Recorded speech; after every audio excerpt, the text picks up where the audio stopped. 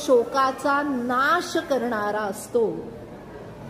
चारी दिशांना भगवंत आपल्याला दिसत आहेत।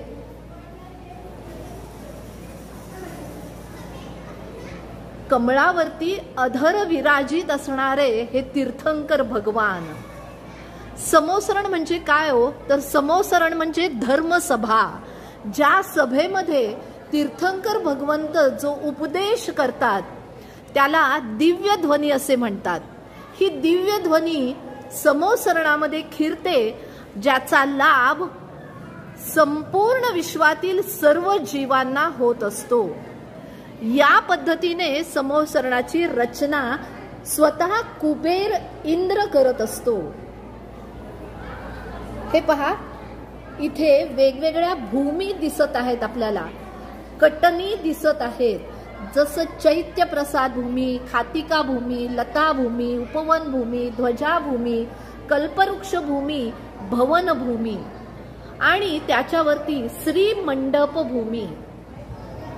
12 सभांमध्ये असणारी ही समोसरणाची रचना, या 12 सभेमध्ये प्रत्यक्ष देव, मुनी, आरिका, मनुष्य, त्यामध्ये पुरुष, महिला,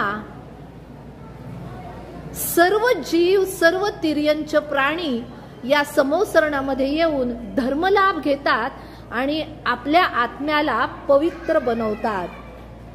समोसरणामध्ये तीर्थंकर भगवंतांची वाणी ओम रूपाने खिरते आणि स्वतः गणधर या ओम रूपी असणाऱ्या दिव्य ध्वनीला सर्व जीवांना समजतील अशा पद्धतीने त्या ओमचा अर्थ उलगडून सांगतात।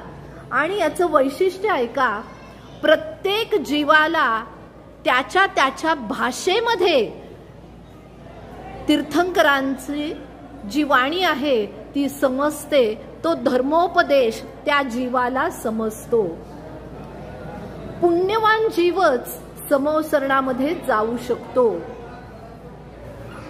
अशी ही समोसरणाची रचना आहे।